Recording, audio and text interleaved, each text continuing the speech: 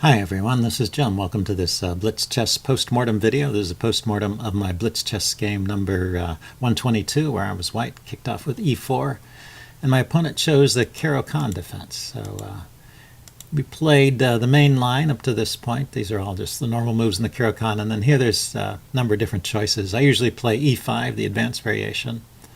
Knight c3 is the sort of classical line in the Caro-Kann. You can see a lot of Knight c3 Caro-Kanns if you look at Chess Explains channel. He likes to play the Caro-Kann, and he gets that move pretty often.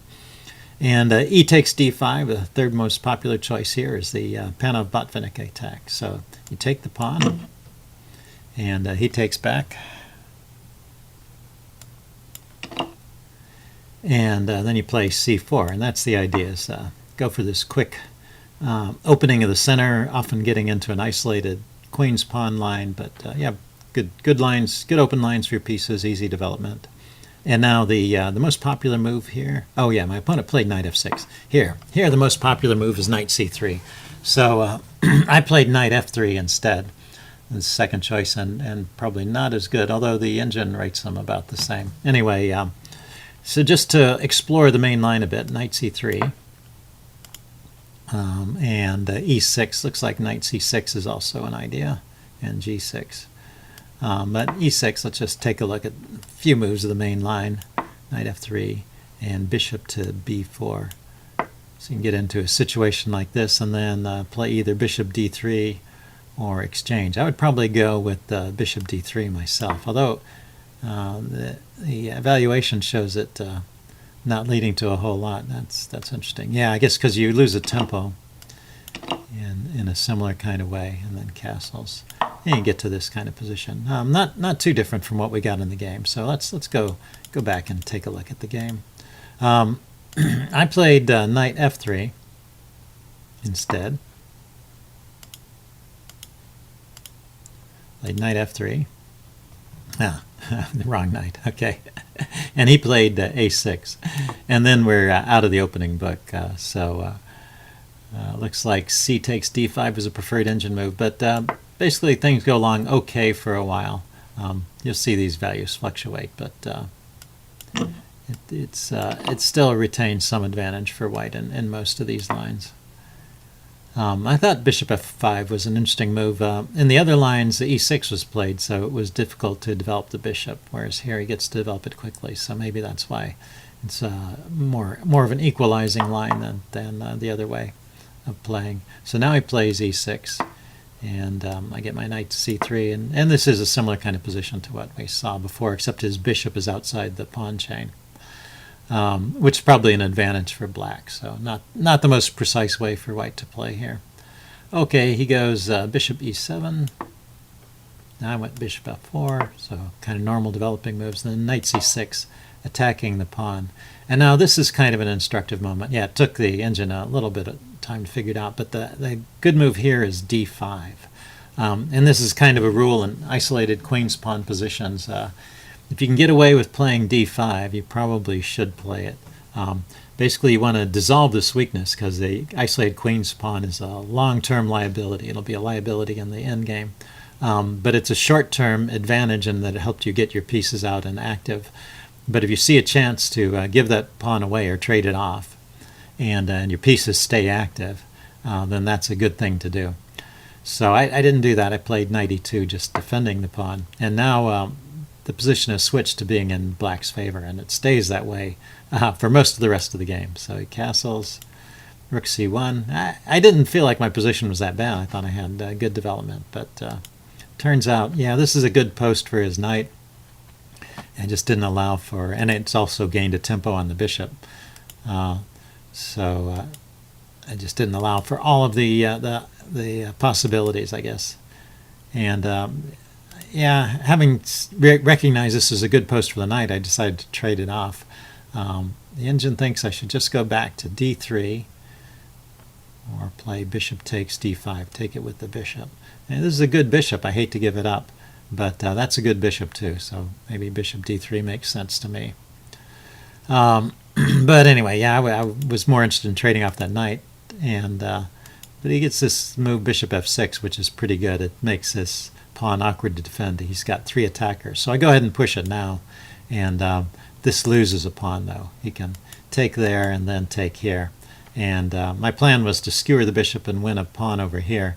But he gets to take another pawn. And so I came up with a different plan. Oh, yeah, the other thing I realized, yes, was that his bishop was covering the b1 square. So my plan of playing rook to b1 is just was foolish, a foolish plan. So I came up with another plan, which wasn't particularly good either, was rook to c5, putting some pressure on his bishop. Let's see, the engine was recommending rook c4, with rook c5 as the second choice. Okay. Yeah, the rook has to go somewhere, and it doesn't have many squares. But here, bishop takes a3, gets another tempo on the rook. So rather than playing rook c4, I tried something a little bit crazy. I played bishop takes f7 check. And this is another miscalculation on my part. I was thinking he takes, I take, he takes, and then queen b3 check picks up the bishop. But there's a fly in the ointment. Among other things, he can play queen takes queen in that line. So instead, after rook takes f7, I went ahead and played rook d5, which actually is the engine choice, trying to chase the queen away from this so I can take the bishop here with tempo. But I failed to realize another thing. You know, my plan wouldn't have worked anyway, because after I take and he takes, even if I check and win the bishop, which I can't because it's defended, my bishop is hanging. I have a loose bishop here on f4, so none of these plans were correct.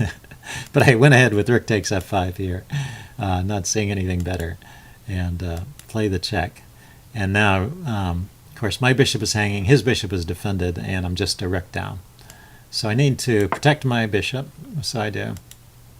And he brings his queen out to trade off, and that's a logical move. But I don't want to trade queens. I want to try and keep things complicated as possible, so I attack his rooks. He defends. And then I play bishop takes h6, trying for a perpetual. Basically, if he takes, then I can check here and get a perpetual. So he doesn't want that. He plays queen e7, a good move, just defending this pawn. And also, I don't want to trade my queen, so I move my queen here. And then he plays rook f6. And rook f6 is a move that lets me back in the game a little bit, although you see he still has a strong advantage. Here he could just take the pawn, because now there's no checks. If I check, he can interpose with the queen, and the rooks are defended along the back row, so there's no check on this diagonal. The rook is covering the f6 square. So simplest is just to take. But he played rook f6 with the idea of rounding up this bishop in a better way. But that allows me this move queen g4, which I played. I spotted that this rook here was loose. So now if he takes my bishop, I take his rook. And so the engine recommends just rook d8 or rook f to f8. Yeah, I thought rook f to f8 was pretty good here. Not bothering with the bishop, but you know, he's still up material even if he doesn't capture my bishop. It's just how much material he's up. But he took my bishop and allowed this check. And now suddenly I'm in the game, and rook e1 would be the best move here. And my evaluation is, well, it hasn't been that good since the opening. I didn't find rook e1. I found queen f5 and knight g5 check, just trying to keep things going here, get my pieces towards his king and hoping for some tactics. So rook d1 and knight e5, checking, attacking my queen. Let's see. Would have been better to play bishop takes h2 check there. Okay. But now I'm thinking, oh, well, I could take his bishop and queen takes and then come to this square. I forgot that the knight's guarding that square. So that wouldn't have worked. Anyway, but he played queen f6, and this gives me a chance for a tactic, which leads to an even game. So queen takes, king takes, knight here check. And in addition to checking the king, it's attacking the bishop, and the bishop was attacked twice and can't be defended. So he's got to move the king, and then I take the bishop. And now I grab a pawn, and now I actually, for the first time since early in the opening, I have an advantage, and a stronger advantage than I've had before. And maybe winning. I should probably win this game here. But it wasn't as easy as I thought. And also I'm low on time now, so gets tricky here. This move here, maybe f4. Let's take a look at that. Was there an alternative? Just knight a5. Yeah, getting my knight to a square where it's defended. rook a5, putting my rook opposite his rook, threatening to trade. Those are all good ideas. So f4 was a bit loosening, and yeah, you got to be careful. You gotta move your pawns forward slowly in the endgame. Basically, it's an important rule to make haste slowly in the endgame. So he starts harassing my knight, and then here, knight e5. Knight e5. So if he takes there, I have knight check. Oh, that's a nice way to defend that pawn. I just gave up on the f4 pawn. But he can't take there because of this check. And that would definitely be winning. Ah, missed that one. So I played knight e3, and he gets the pawn, and now we're back to about even. So I saw this tactic here, where you know, when you have a knight which is threatening a forking the king and the rook, and it's guarded by a knight, sometimes you can just take that knight, and whatever piece retakes is also going to be in range of this fork, right? Because the knight was guarding that, so whatever took the place of the knight is going to be subject to the fork as well. So actually, if you look at this position, he could take with either the rook or the king, but he's still subject to a fork. So I played this thinking this was winning. Maybe it is if I play this correctly, but it's not so simple. And right here, king f3 gives the game away immediately. I could try to play on with a move like king e3, but that is not going to make much progress either, because he can blockade it with his king. So this might already be drawn. In some of these positions, you can move your king all the way over here, and then at some point his king tries to cut back, and then you can push a pawn and try and get ahead of his king. But in this case, I don't think that's possible, because his pawn is too far advanced and my pawns are too far back. So, for example, king here, king here, king here. It comes this way. Yeah, this is just a draw. He's going to get over here and round up that pawn. So, so that's a draw. And so if I can't work by outflanking, here, let's just cancel that. Then I don't think I have any winning plan here. King f1. Yeah, king f1 is a strange move. So, but if you play through these moves and the evaluation doesn't change, it may be that the position of black's king and his pawn here are already good enough to hold a draw, even though it's 2 pawns against 1, which is, in most typical positions, 2 pawns against 1 is a win. But anyway, king f3 lets black draw right away with this neat tactic, which is something you should always be on the lookout for. It's push a pawn with check, and now that forces me to take. If I just retreat, then it'll be a draw because he'll take and he can blockade this pawn.